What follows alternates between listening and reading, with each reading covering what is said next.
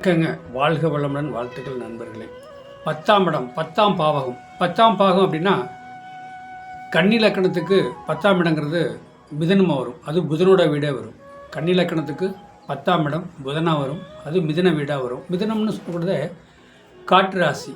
பூ வியாபாரம், பூ சம்மந்தப்பட்டது, இந்த வாசனை திரவியம், வாசனை சம்மந்தப்பட்டதெல்லாம் அவங்க பண்ணாங்கன்னா அவ்வளோ ஒரு நல்லாயிருக்கும். அதாவது இந்த பூ வாசனை திரவியம், இந்த பேன்சி ஸ்டோர் சம்மந்தப்பட்டதெல்லாம் பார்த்திங்கன்னா செண்டு சம்மந்தப்பட்டது இந்த மாதிரி கடையெல்லாம் வச்சு வியாபாரம் பண்ணுறவங்க வந்து என்ன கன்னி லக்கணத்துக்கு 10ஆம் இடம் மிதனமாக வரும். காற்று ராசி. காலப்பிரசனுக்கு 3ஆம் இடம். அப்போ அவங்க வந்து கடன் வாங்கி தான் தொழில் பண்ணணும். அப்படி பண்ணால் நல்லா பிஸ்னஸ் பண்ணணும். அதே அந்த 10 குடையும் சொல்லக்கூடாது புதனாக இருக்காரா, லக்கணாதிபதி கன்னி லக்கணத்துக்கு அதிபதியும் புதன், 10 குடையவனும் புதனாக இருக்கார். அப்போ அந்த 10 குடை வந்து புதனாக இருக்கார், லக்கணத்திலே வந்து இருந்து பிஸ்னஸ் பண்ணாங்கன்னா 10 குடையும் நல்லா பாயிண்டாக புரிஞ்சுங்க. காலப்புருஷனுக்கு 6ஆம் இடம், கடை வாங்கி தான் நீங்கள் பிஸ்னஸ் பண்ணணும்.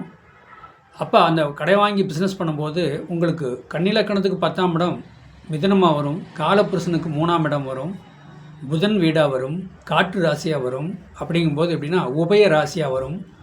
அப்போ அது என்ன சொல்கிறது அப்படின்னா அந்த திரவியம், வாசனை திரவியம், பூ, கோயில் சம்மந்தப்பட்டதில் வந்து பெரிய பெரிய கடை, ஹோல்சேல் கடைலாம் வச்சுருப்பாங்க. பார்த்திங்கன்னா சில பேருக்கு வந்து தமிழ்நாட்டில் எல்லா கோயிலையும் வந்து அவங்க ஒரு கடை வாடகைக்கு வச்சு சொந்தமாக ஆள் வச்சு பண்ணிகிட்டு இருப்பாங்க. ஆனால் ஓனர் எங்கேயும் இருப்பார். ஓனர் வந்து வெளியூரில் எங்கேயும் இருப்பார். தேவஸ்தானத்தில் மட்டும் அவர் கடை நான் நிறைய பக்கம் பார்த்துக்கேன். பெரிய பெரிய இதெல்லாம் வந்து அவர் ஓனர் இங்கே இல்லைங்க, வெளியூர் இருக்கார். இப்போ பார்த்தி அப்படின்னா இப்போ ஆறுபடை வீடெல்லாம் நீங்கள் போய் பாருங்கள். ஆறுபடை வீட்டில் எல்லாருமே பற்றி பொதுவாக சொல்லப்போனால் நீங்கள் திருச்செந்தூரில் பாருங்கள், அந்த கடை ஓனர்லாம் வெளியூர் இருப்பாங்க. கடை அங்கே நடந்துகிட்ருக்கு, இயங்கிட்டு இருக்கும். ஏன் அப்படின்னா கன்னி லக்கணத்துக்கு 10ஆம் இடம் மிதுனமாக வரும், புதன் வீடாரு.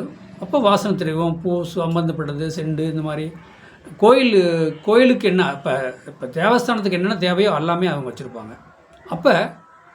அப்போ இதில் பாருங்கள் 10 குடையும் யாருங்க, புதனா.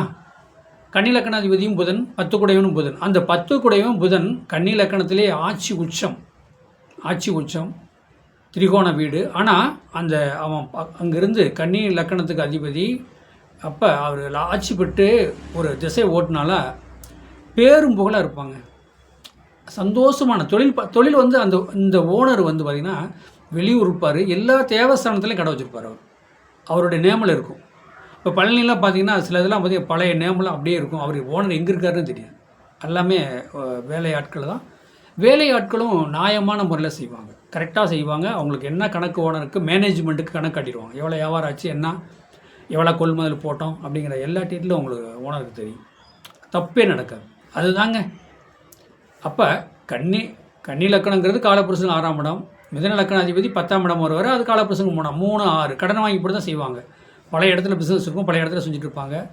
அந்த கன்னி லக்கண அதிபதி லக்கணத்திலே ஆட்சி பெற்றதுனால பேரும் புகழாக இருக்கும். அவரை பேர் சொன்னாலே அவ்வளோ ஒரு நல்ல மக்கள் மத்தியில் ரீச் ஆகும்.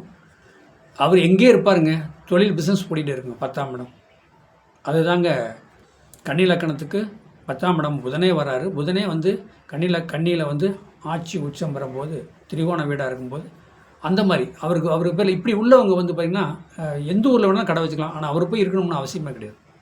இப்போல்லாம் பார்த்திங்கன்னா கேமரா வச்சு கேமராவிலே நீங்கள் 1000 கடை இருந்தாலும் சரி, அந்த கேமரா வச்சு வீட்டிலேருந்தே உட்காந்து பார்த்துக்கிற மாதிரி இருக்குது. இருந்தாலும் வந்து அந்த ஆரம்ப காலத்துலேருந்தே பார்த்திங்கன்னா அந்த 10ஆம் இடம் வந்து அந்த மாதிரி இருக்குது. புதன் திசை ஓடினாலே அந்த மாதிரி ஒரு அமைப்பு. 10 குடை வந்து லக்கணத்தில் இருந்தாலே அந்த மாதிரி பேரும் புகழும், அவருடைய பேர் ரீச் ஆகுங்க. இன்னார் இவர் பிஸ்னஸ் பண்ணுறாரு, இந்த பிஸ்னஸ் நல்லா போயிட்டுருக்கு, மக்கள் மத்தியில் நல்லா இருக்குது, நல்லா ரீச் ஆகுது, மக்களுக்காக அவர் ஹெல்ப் பண்ணுறாரு. 10ஆம் இடம்னா சொந்த தொழில் சுய தொழிலுமா அப்படிங்கிற ஒரு கணக்கு. சரி, இவர் சம்பளத்துக்கு போகலான்னா அப்படின்னா போக முடியாது. ஏன் அப்படின்னா 10 குடை வந்து ஆட்சி பெற்றிருக்கார், சொந்த தொழில் நல்லா பண்ணுவார். அப்போ அவரோட அந்த புதனோட திசை வரும்போது இன்னும் அவருக்கு பேரும் புகழும் கிடைக்கும். அதே நேரத்துக்கு பார்த்திங்கன்னா அந்த 10 குடையவன் புதன், லக்கணாதிபதி புதன் எங்கே இருக்காருன்னு அதை பார்க்கணும். 3, 6, 12 மாட்டிருக்காரா, ஏதாவது பாவகிரகத்தோட போய் சேர்ந்துருக்காரா. இப்போ பாருங்கள், சூரியன் சந்திரமே தேய்பிரையில் வந்து பாவகிரகமாக தான் மாறுவாங்க.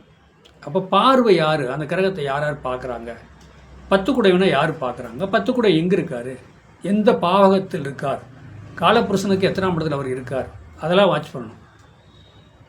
எடுத்தங்க அமுத்துன்னு ஒருத்தர் தொழில் பண்ணலாம், பிஸ்னஸ் பண்ணலாம் அப்படின்னு சொல்ல முடியாது. எடுத்தங்க அமுத்துன்னு ஒருத்தர் நீ வேலைக்கு போ, சம்பளத்துக்கு போ, உனக்கு கவர்மெண்ட் வேலை கிடைக்கும்னு சொல்ல முடியாது. உனக்கு ப்ரைவேட்டு சம்மந்தப்பட்டது அடிமை தொழில் கிடைக்கும்னு சொல்லிட முடியாது.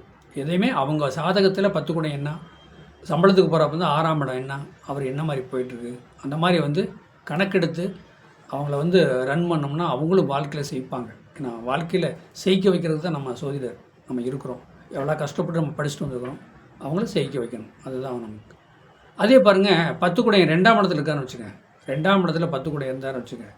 அதாவது அவங்க குடும்ப உறுப்பினரே அவருக்கு ஹெல்ப் பண்ணுவாங்க எல்லாமே. இப்போ பார்த்தீங்கன்னா ஒரு வீட்டில் பார்த்தீங்கன்னா ஒரு ஃபேமிலி அத்தனை பேரும் வந்து இப்போ வடகம் பண்ணுறாங்க, அப்பளம் போடுறாங்க, நிறைய வந்து இதெல்லாம் உற்பத்தி பண்ணுறாங்க. அவங்க வந்து 10 ஃபேமிலி கொடுத்து வாங்குவாங்க. அப்போ அந்த பிஸ்னஸ் ஒருத்தர் பேரில் போட்டு 10 குடையவன் 2ஆம் இடத்துல இருந்தால் ஃபேமிலி ஒர்க்கு, அவங்க ஃபேமிலியே சேர்ந்து ஒரு பிஸ்னஸ் பண்ணுவாங்க. ஃபேமிலி இவர் சொல்கிறத எல்லாருமே கேட்பாங்க. ஆனால் இப்போ பார்த்தீங்கன்னா ஒரு 10 ஃபேமிலியில் வந்து ஒரு பொருளை கொடுப்பாங்க. அப்பளம் தயாரிப்பு நிறையா வந்து வீட்டிலே வந்து இந்த கடலை முட்டை தயாரிப்பு, நிறைய முட்டை அது இதுன்னு நிறைய இனிப்பு வகையெல்லாம் தயார் பண்ணது இருக்குது பாருங்களேன். 10 ஃபேமிலி கொடுப்பாங்க, 10 நல்லா ரன் ஆகி கொண்டாந்து கொடுப்பாங்க. அவங்களுக்கு வந்து அவர் பேரும் புகழாக இருக்கும். அந்த ஃபேமிலியில் உள்ளவங்களே அந்த தொழிலுக்கு உறுதுணையாக இருந்து அவரை வந்து வாழ்க்கையில் ஜெயிக்க வைப்பாங்க. அண்ணன் தம்பி மாமி மச்சான் அத்தனை பேரும் சேர்ந்து பிஸ்னஸை தூக்கி விடுவாங்க. அவருக்கு தீபாவளி பண்டிகைன்னா அந்த சொந்த வந்து போகிறவன் துணிமணி என்னென்ன வேணுமோ அந்த அந்த பிஸ்னஸ் யார் பண்ணுறாரோ அவருக்கு எடுத்து கொடுப்பார். ஏன் 10 குடையவன் 2ஆம் இடத்துல இருக்கார், அவர் சொல்கிறது பழிக்கும், அவங்க குடும்பத்தார் சொல்கிறது பழிக்கும், அவங்க குடும்பத்தில் சொல்கிறத கேட்டு இவர் நடப்பார். இதுதாங்க சூட்சமமான ஒரு சாதகம் அப்படின்னா இதுதான்.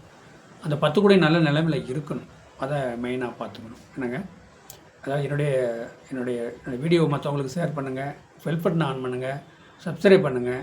ஏன்னா அது நம்ம கஷ்டப்பட்டு இந்த வீடியோவை பண்ணுறோம், மக்களுக்கு போய் சேரணும். மக்கள் சொந்தமாக தொழில் பண்ணுறாரா, பிஸ்னஸ் பண்ணுறாரா, சம்பளத்துக்கு போகிறாரா அப்படிங்கிறதுக்காக நம்ம பண்ணுறோம். அதை நீங்கள் ஷேர் பண்ணுங்கள். என்னுடைய வாட்ஸ்அப்பில் கூட உங்கள் சாதத்தை அனுப்புங்க. நான் உங்களுக்கு அதை டீட்டெயில் சொல்கிறேன். சொந்த தொழில் பண்ணலாமா எப்படிங்கிறத நான் உங்களுக்கு எல்லா டீட்டெயிலும் சொல்கிறேன். வாழ்க வளமுடன்.